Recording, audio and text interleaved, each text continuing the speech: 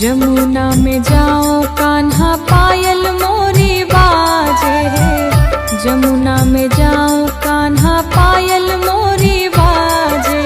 पायल मोरी बाजे, हाँ पायल मोरी बाजे। झपट चलो तो हाय, झपट चलो तो मोरी छलके गगरी। हाँ दूर नगरी, बड़ी दूर नगरी। हाँ दूर नगरी, बड़ी दूर नगरी।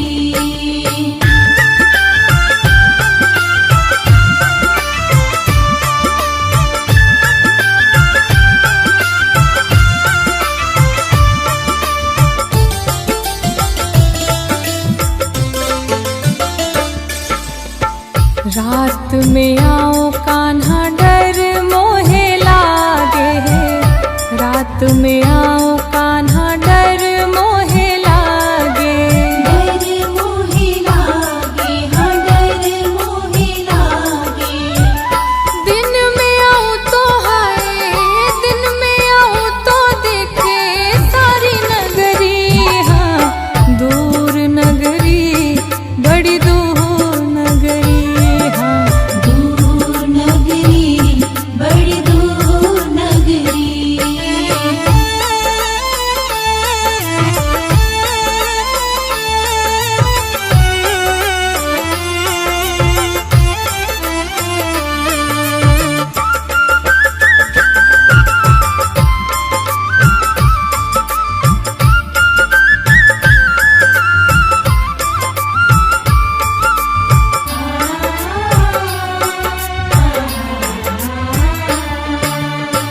तेरी नगरी में कान्हा चोर बसत है, तेरी नगरी में कान्हा चोर बसत है।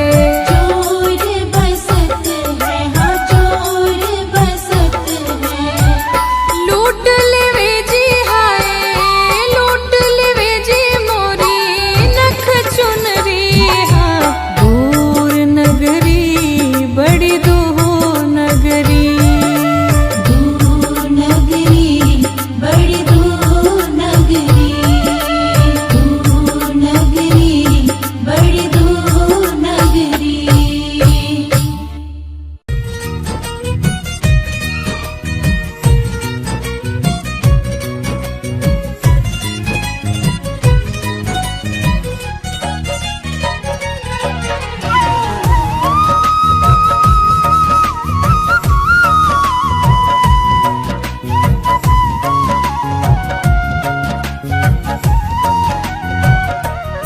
जो प्रेम गली में आया नहीं प्रिया तम का ठिकाना, क्या जाने जो प्रेम गली में आया ही नहीं प्रिया तम का ठिकाना, क्या जाने जो प्रेम गली। जो प्रेम गली में आया नहीं प्रिया तम का ठिकाना,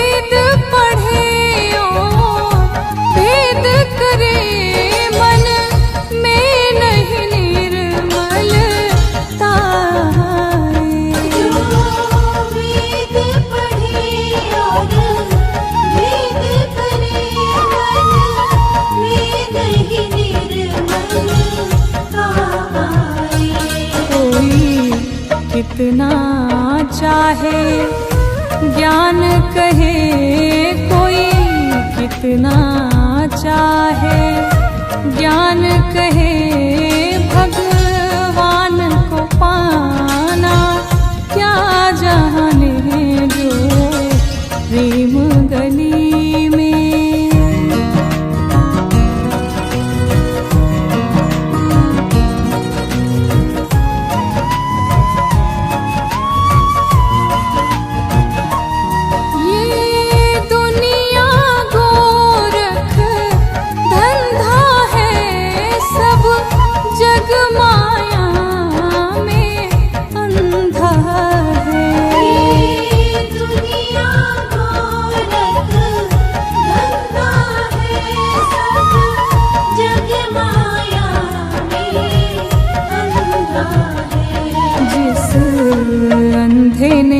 प्रभु को देखा नहीं, जिस अंधे ने प्रभु को देखा नहीं, वो रूप बताना, क्या जाने जो प्रेम गली में।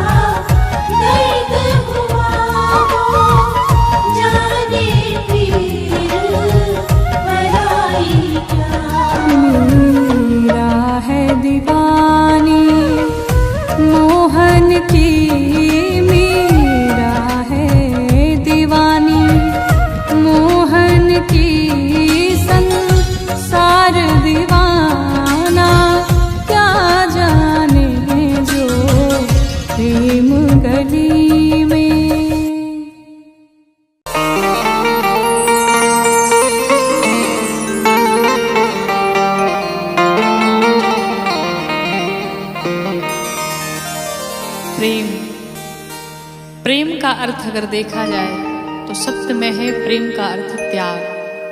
प्रेम में कुछ इच्छाएं नहीं होती हैं।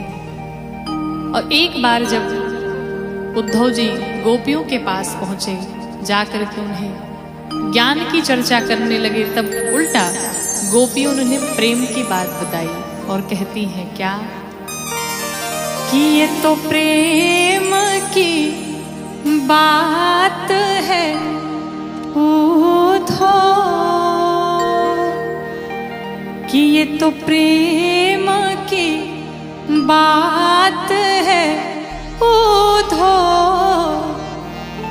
बंदगी तेरे बस की नहीं है, ये तो प्रेम की बात है उद्धव।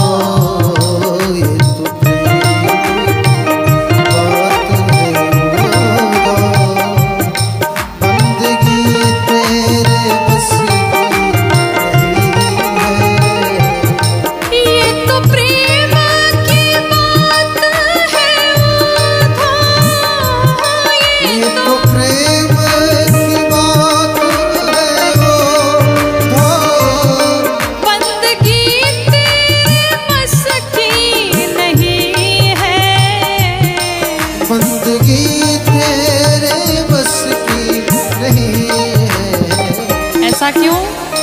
क्योंकि यहाँ सर दे के होते हैं सौदे, उस सिर दे कर होते हैं सौदे, आशिकी इतनी सस्ती नहीं है, सिर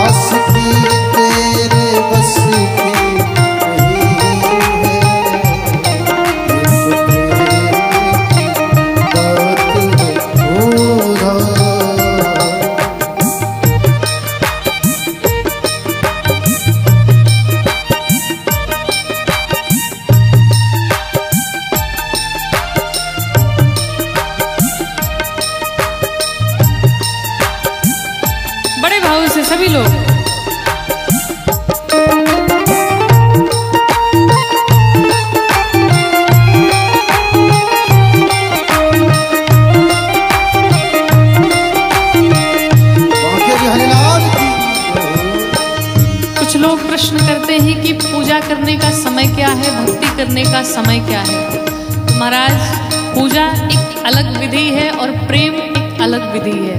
पूजा कर्मकांड है और प्रेम इससे बहुत परे है। पूजा करने का एक समय होता है, लेकिन जो भक्त होते हैं भगवान को सदैव भजते रहते हैं, उनके हृदय में सदैव प्रेम चलता रहता है। साधक कहता है क्या कि प्रेम वालों ने कब वक्त पूछा, प्रेम वालों ने कब वक्त पूछा, कितनी पूजा हो तुम करते प्यारे, कितनी पूजा हो तुम करते प्यारे। क्या हो यहाँ हर पल होती है पूजा, हो यहाँ पल पल पूजा सिर झुकाने की फुर्सत नहीं है,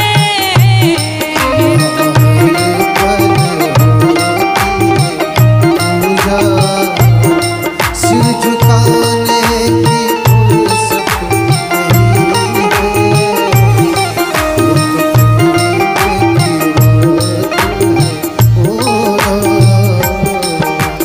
बड़े भाव से सभी लोग मीठी मीठी तालियों के साथ।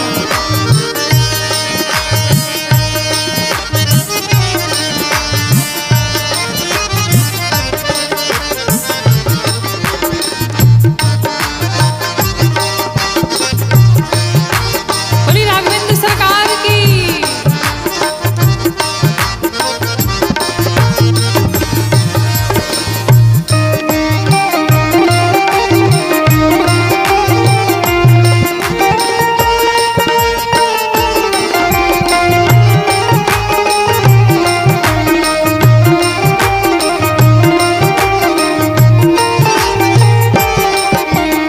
जो वाकई में मस्ती में डूबा है, आनंद में डूबा है, जितने लोग इस कथा में बैठे कथा श्रवण कर रहे, वाकई में अगर उन्हें आनंद आ रहा है तो फिर उन्हें बार बार घड़ी देखने की कोई आवश्यकता नहीं है। और जो बार बार समय देख रहे हैं वो आनंद में डूबे ही नहीं है। और जो आनंद में डूबा है उसे समय का पता नहीं चलेगा। इसलिए साधक ने कहा क्या, जो असल में है मस्ती में डूबे हैं, जो असल में है मस्ती में डूबे, उन्हें परवाह क्या जिंदगी की, उन्हें परवाह क्या जिंदगी की। जो उतरती है चढ़ती है मस्ती, वो जो उतरती है चढ़ती है मस्ती, वो हकीकत में मस्ती नहीं है, चढ़ती है मस्ती, वो हकीकत में मस्ती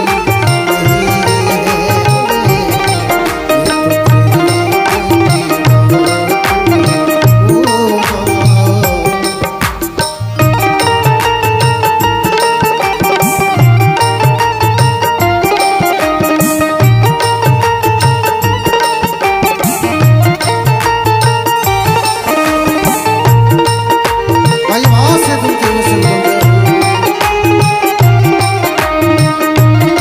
वृंदावन हरियाण की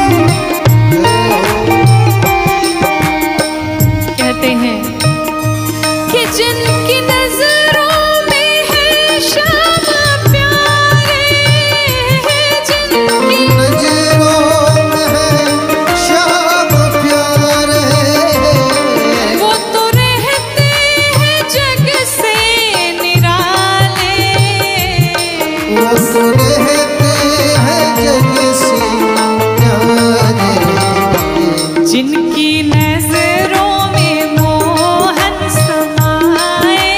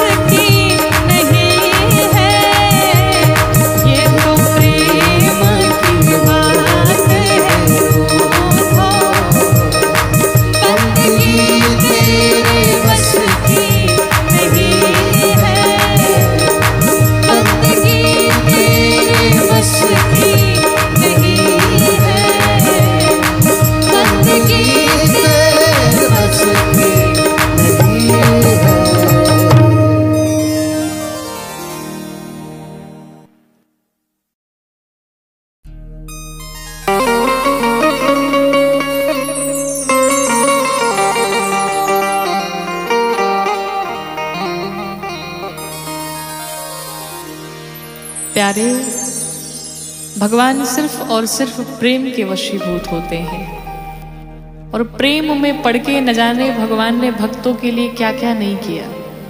आइए इस भजन के माध्यम से सुनिए कैसे कि सबसे ऊंची प्रेम सगाई,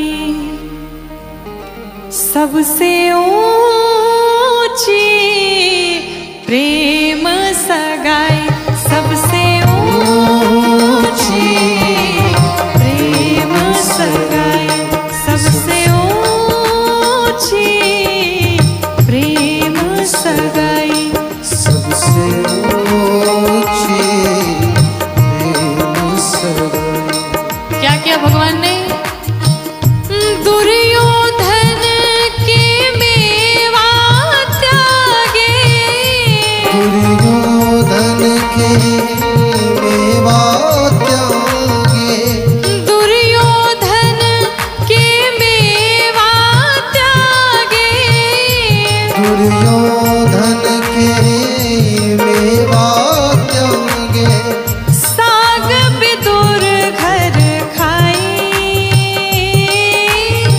साग विदुर घर खाई, सबसे ऊंची प्रेम सगाई, सबसे ऊंची प्रेम सगाई।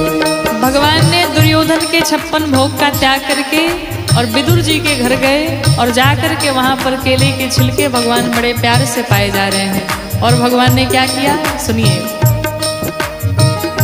झूठे फल शबरी के खाए, झूठे फल सबरी के खाए, झूठे फल शबरी के खाए, झूठे फल सबरी के खाए। ऐसे नहीं खाए, कैसे खाए? बहुविधि स्वाद बताई, बहुविधि स्वाद बताई, सबसे ऊंची प्रेम सगाई, सबसे ऊंची प्रेम सगाई, सबसे ऊंची प्रेम सगाई। बड़े भाव से सभी मीठी मीठी तालियों के साथ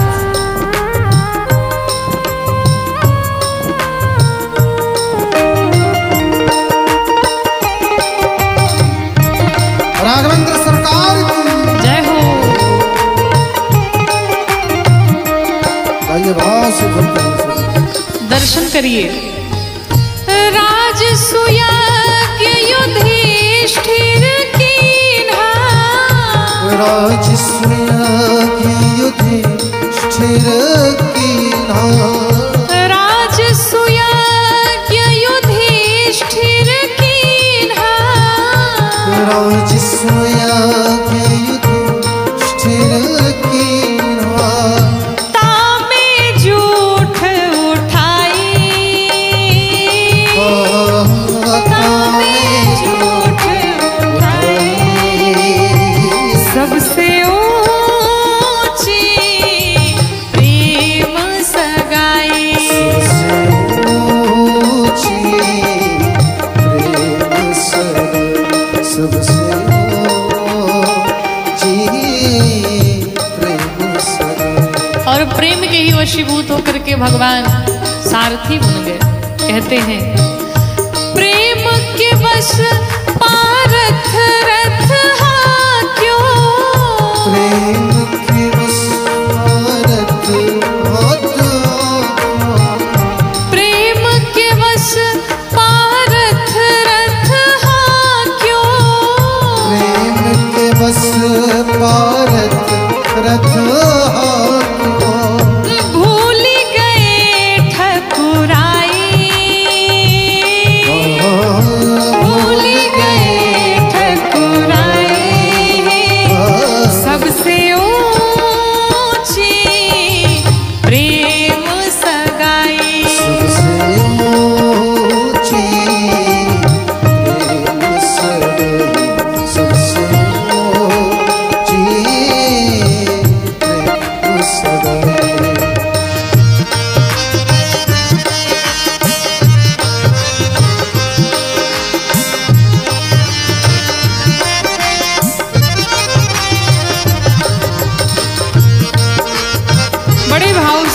हो।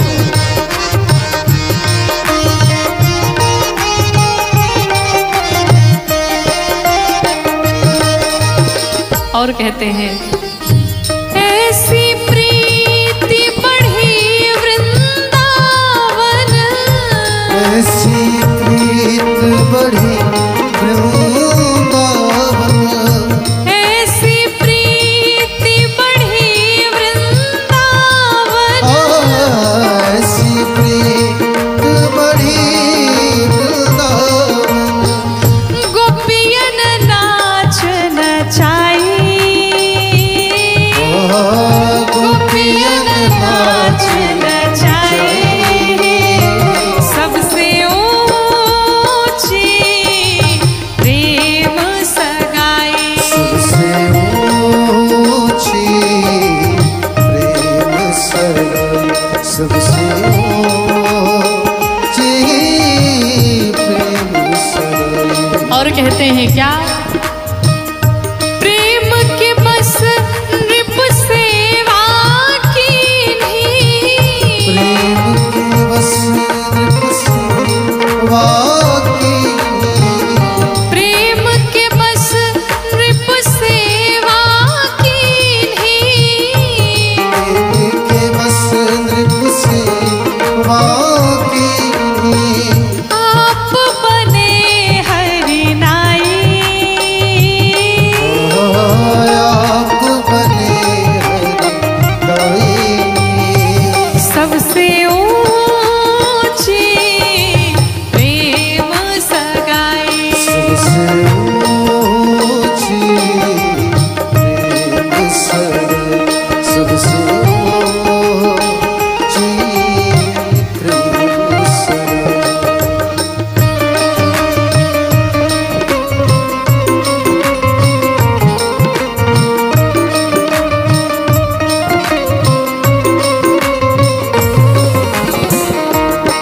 बड़े भाव से राघवेंद्र सरकार की जय हो,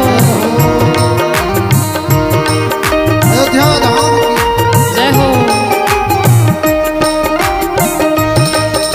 और अंत में कहते हैं सूर क्रूर एहि लायक नाही, लायक नाही, सूर क्रूर एहि लायक नाही, सूर क्रूर लायक नाही, केहि लग करऊं बड़ाई, ओ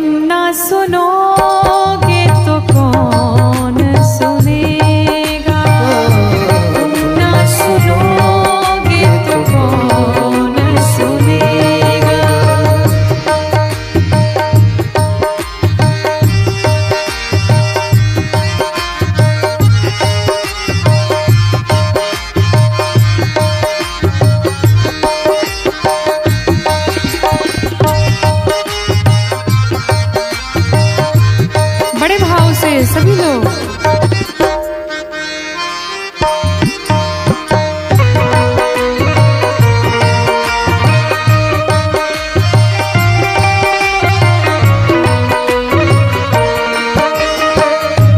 आ गया तेरे दर पे सुनाई हो जाए, आ गया तेरे दर पे सुनाई हो जाए, जिंदगी से दुखों की विदाई हो जाए, जिंदगी से दुखों के विदाई हो जाए। एक नजर कृपा की डालो, मानूंगा एहसान, मानूंगा एहसान। संकट हमारा कैसे टलेगा, संकट हमारा कैसे टलेगा। तुम ना सुनोगे तो कौन सुनेगा, तुम ना सुनोगे तो कौन सुनेगा।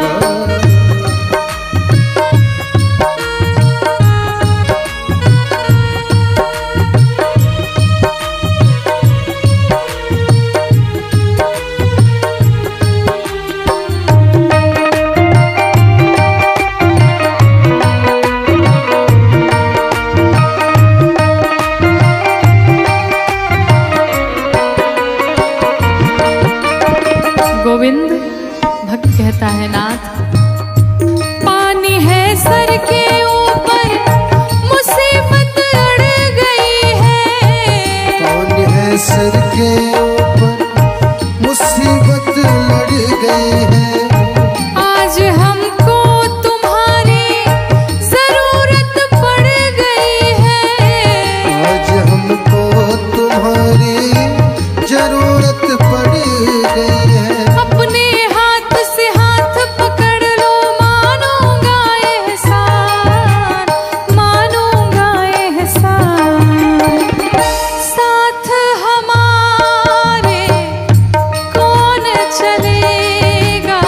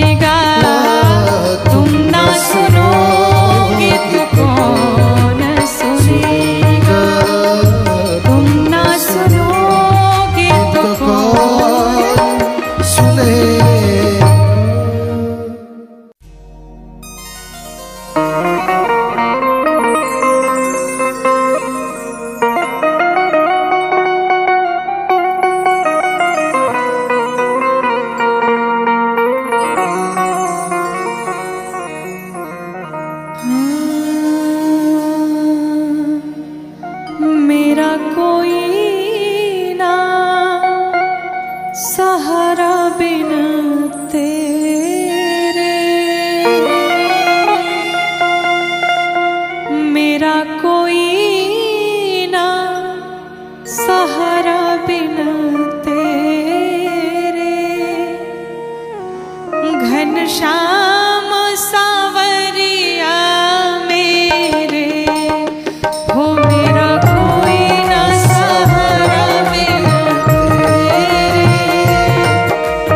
श्याम सावरिया मेरे ओ काटो जन्म जन्म के फेरे काटो जन्म जन्म के फेरे घनश्याम सावरिया मेरे मेरा कोई ना सहारा बिन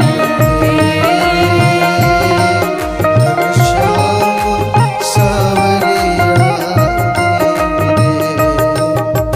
मेरे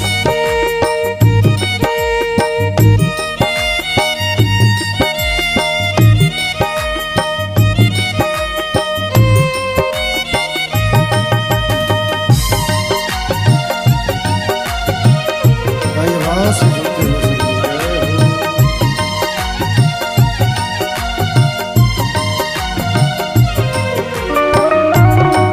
सावरे सरकार की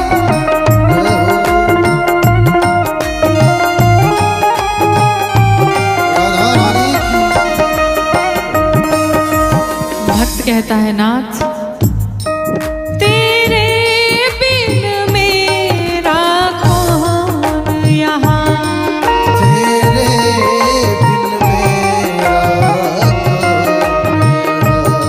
प्रभु तुम्हें छोड़ अब जाऊं कहाँ प्रभु तुम्हें छोड़ अब जाऊं हो तेरे बिन मेरा कौन यहाँ तेरे बिन मेरा प्रभु तुम्हें छोड़ अब जाऊं कहाँ प्रभु तुम्हें छोड़ अब जाऊं मैं तो आन पड़ी दर तेरे मैं तो आन पड़ी दर तेरे घनश्याम सावरिया मेरे मैं तो आन सहारा तेरे श्याम सावरिया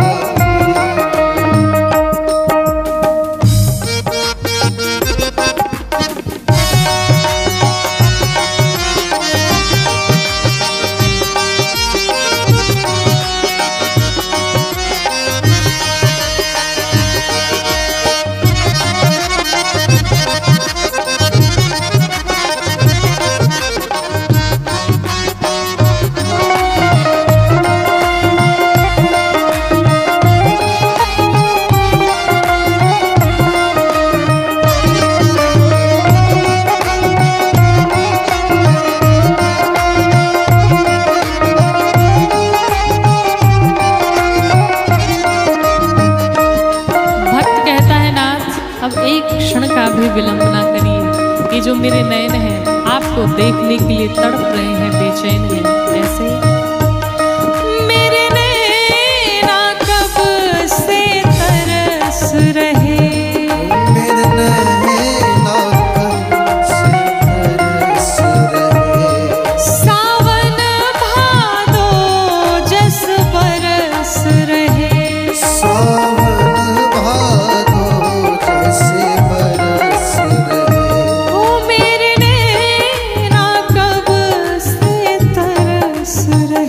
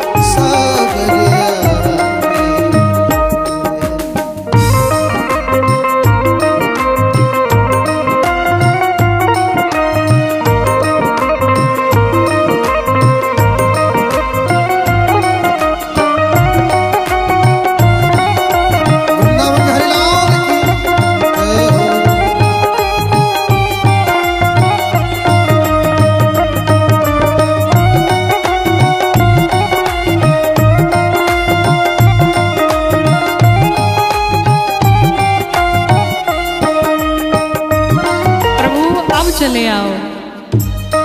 प्रभु आ जाओ, हरि आ जाओ, प्रभु आ जाओ, हरि आ जाओ। अब और न हमको तरसाओ, अब और न हमको तरसाओ। प्रभु आ जाओ, हरि आ जाओ, प्रभु आ जाओ, हरि आ जाओ। अब और न हमको तरसाओ। अब और न हमको तरसाओ। सहे कष्ट पे कष्ट घने रे, सहे कष्ट पे कष्ट घने रे, घनश्याम सांवरिया मेरे, हो सहे कष्ट पे कष्ट घने रे, घनश्याम सांवरिया आजा रे, आजा रे, आजा रे, आजा रे, आजा रे, आजा रे। बुलाइए सभी भगवान को।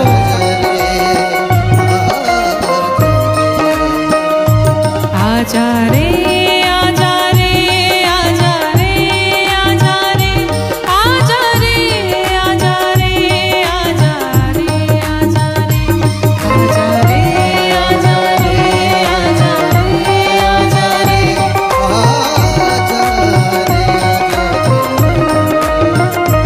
आजा रे, आजा रे, आजा रे, आजा रे, आजा रे, आजा रे, आजा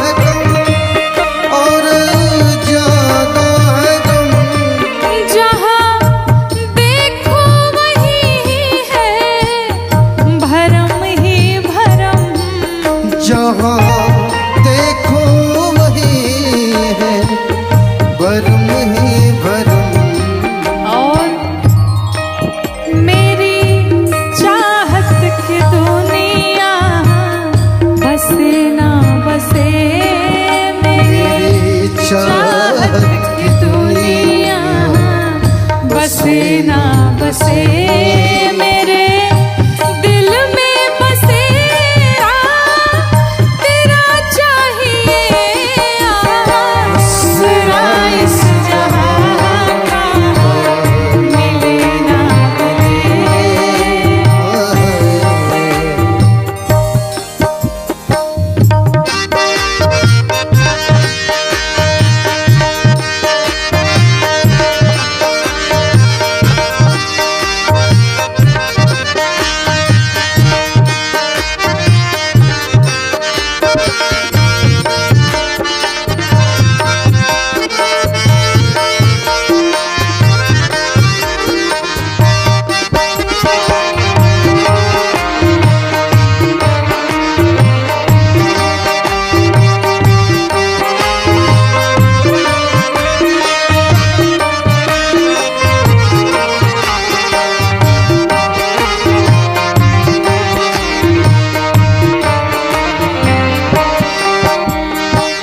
भक्त कहता है प्रभु मेरी धीमी है चाल और पथ है विशाल मेरी धीमी है चाल और पथ है विशाल।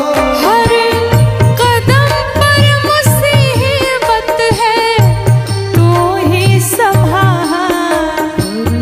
कदम पे मुसीबत है तू ही संभाल। नाथ पैर मेरे थके हैं चले ना चले पैर मेरे थके चले न चले। मेरे दिल को इशारा तेरा चाहिए पैर मेरे थके हैं चले ना चले। मेरे दिल को इशारा तेरा चाहिए आसरा इस जहां का मिले ना मिले मुझे तेरा सहारा सदा चाहिए आसरा इस जहां का मिले ना मिले आसरा इस जहां का मिले ना मिले आसरा इस जहां का मिले ना मिले।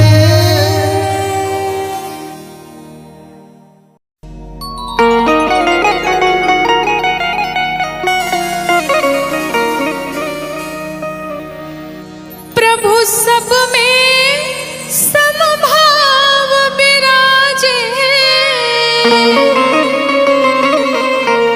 प्रभु सब में समभाव विराजे सबका करे उद्धार बरस रही प्रभु की कृपा अपार बरस रही प्रभु की कृपा अपार बरस रही प्रभु की।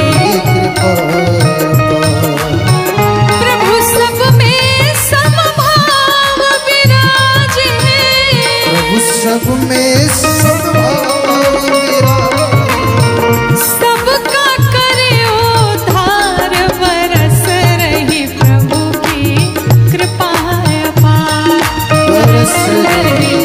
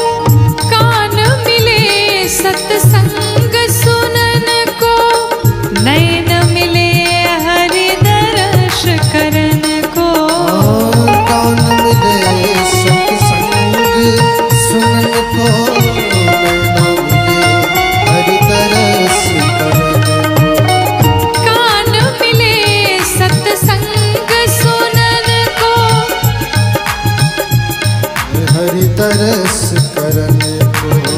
हाथ मिले सेवा करके नर, मिले सेवा करके नर, हाथ मिले सेवा करके नर, हाथ मिले सेवा करके नर।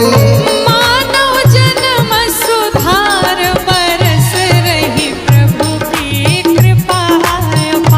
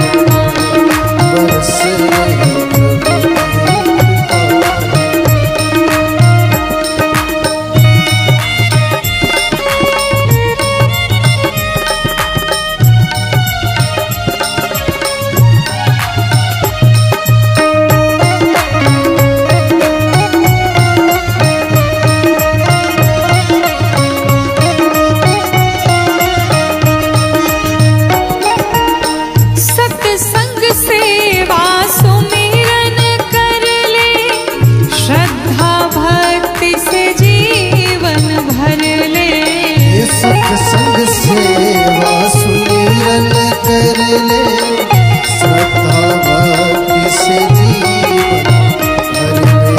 सत्संग सेवा सुमिरन कर ले, श्रद्धा भक्ति से जीवन भर ले। श्रद्धा भक्ति से जीवन भर ले। राम कथा की गंगा नहा ले, राम कथा की गंगा नहा ले। राम कथा की गंगा नहा ले। राम कथा की गंगा नहा ले।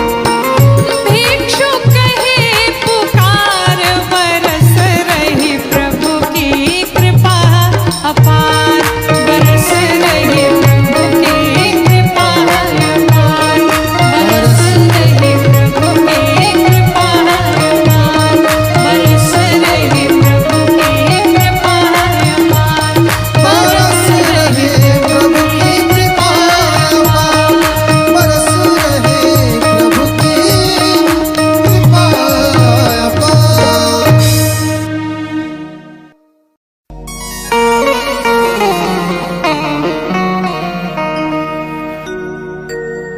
अमृत है हरि नाम जगत में,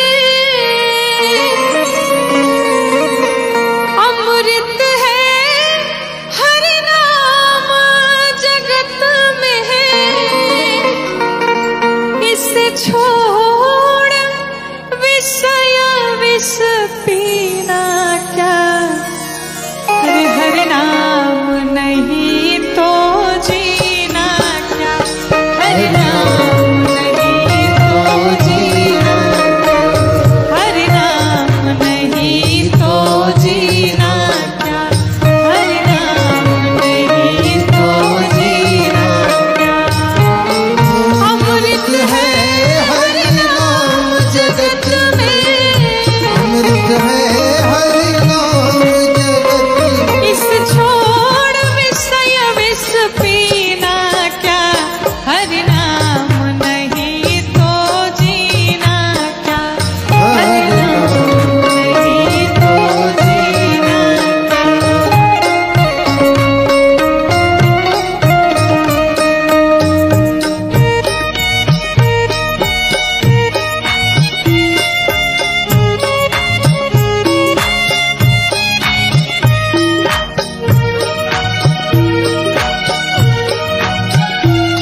भाव से कहते हैं।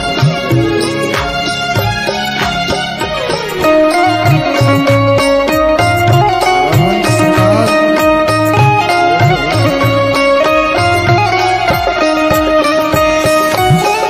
काल सदा अपने रस डोले, ना जाने कब सिर चढ़ बोले।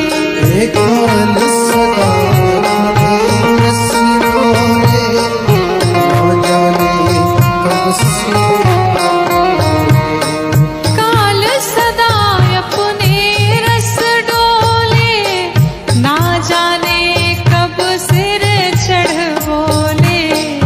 काल सदा अपने रस डोले, ना जाने कब से चढ़ बोले।